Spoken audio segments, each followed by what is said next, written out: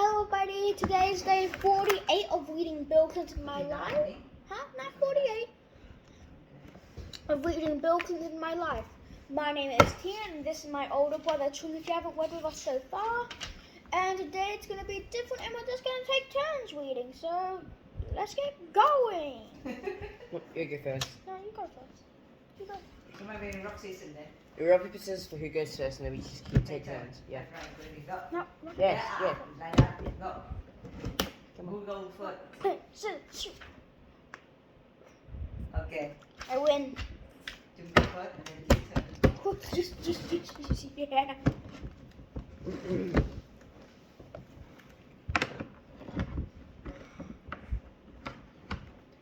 Yeah.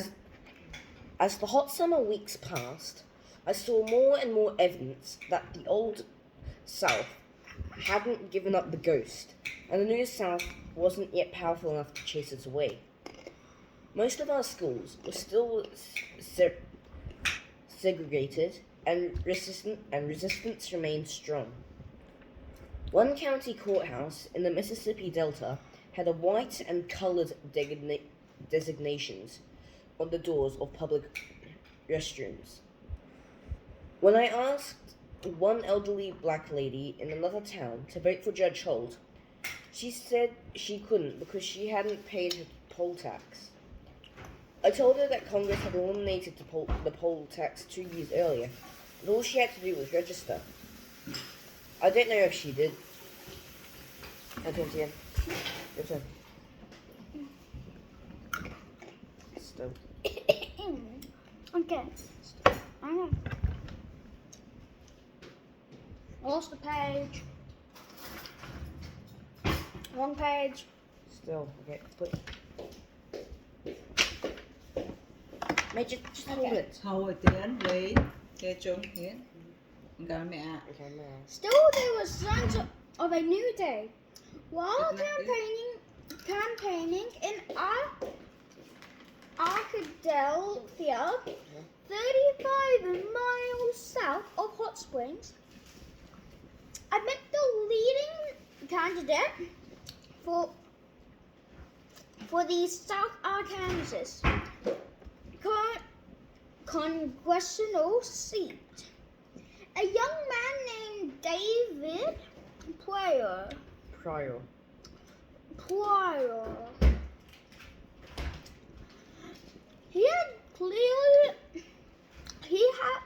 He was clearly a progressive who thought to vote for him. He did it. Enough people he could persuade most. He did it in 1966. Did it again in the governor's race in 1974. And again in the Senate race in 1978. By the time he retired, much to my dismay from the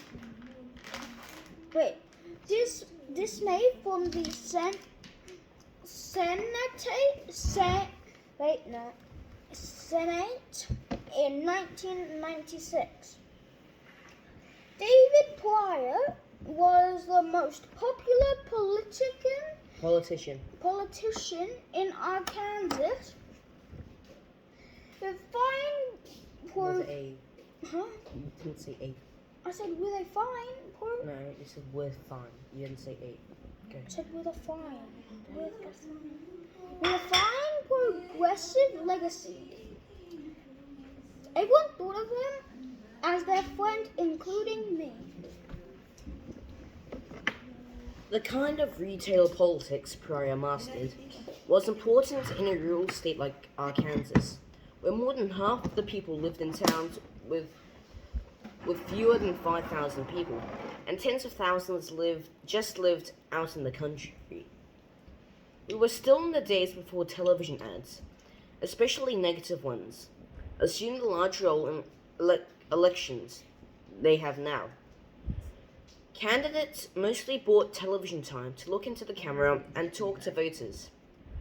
They also were expected to visit the courthouse and main businesses in every county seat, go into the kitchen of every cafe, and campaign in sale barns where livestock are auctioned.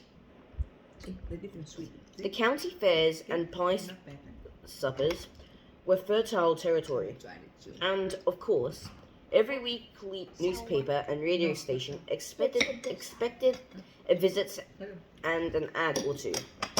That's how I learned politics. I think it works better than TV air wars. You could talk, but you had to listen too. You had to answer voters' tough questions face to face. Of course, you could still be demonetized, but at least your adversaries had to work harder to do it.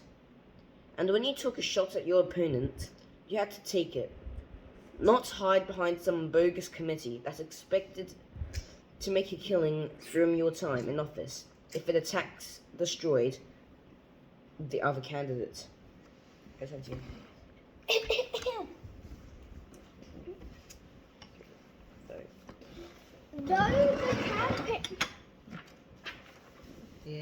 Don't say your time, Tiến đi.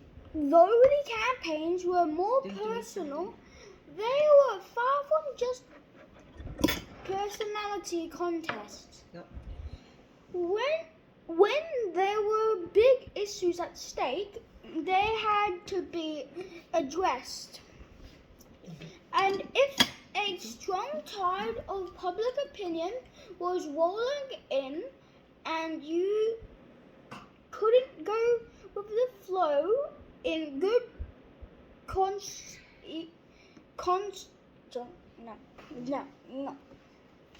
Because John said, correct me one time.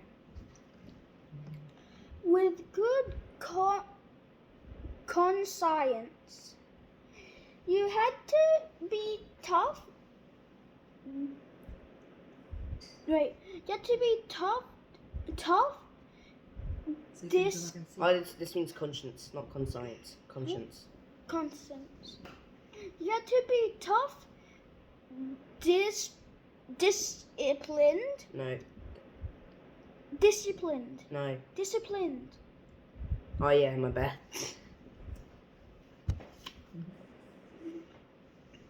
Disciplined and quick to avoid. No. You're missing a. No, he said avoid. Avoid? Yeah, He already said it. He said and it. quick to avoid being washed away. Your turn. You got the big paragraphs. In 1966, Jim Johnson, or Justice Jim, as he liked to be called, was riding the tide and making big, ugly waves. He attacked Frank Holt as a pleasant vegetable and implied that Rockefeller had homosexual relations with black men. A laughable charge considering his earlier well-earned reputation as a ladies' man. Justice Jim's message was simply the latest version of an old Southern song sung to white voters in times of economic and social uncertainty. Stop. You're good, decent, God-fearing people. They're threatening your way of life. You don't have to change. It's all their fault. Elect me, and I'll stand up for you just as you are, and kick the hell out of them. The perennial political divide, us versus them. It was mean, ugly, and ultimately self-defeating for the people who bought it. But as we still see, when people feel discontented,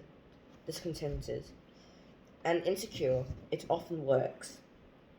Because Johnson was so extreme in his rhetorical and largely invisible on the traditional campaign trail, most political observers thought it wouldn't work this time. As election day neared, Frank Holt refused to answer his attacks, or the attacks from other candidates. He assumed he was way ahead and also began to hit him for being the old guard machine candidate. We didn't have many polls back then, and most people didn't put much stock into the few that floated around. Yes, 10 minutes. Yeah. It's been 10 minutes. Yeah, that's gonna be all for today. Oh, finished? Yeah, it's been 10 Finished the minutes. banana? Yeah, it's been 10 How many minutes. one? Yeah, Oh, second one. yeah, this is the second the new one. one. Okay. Yes, new one. Say thank you, everybody. Thank you, Thank everyone. you. We'll Looking see you mum. tomorrow. Say sweet Bye-bye. mom, Chung, and Chien. Say have a good night, buddy. Good night. Good Have a good night. Mwah. Mwah.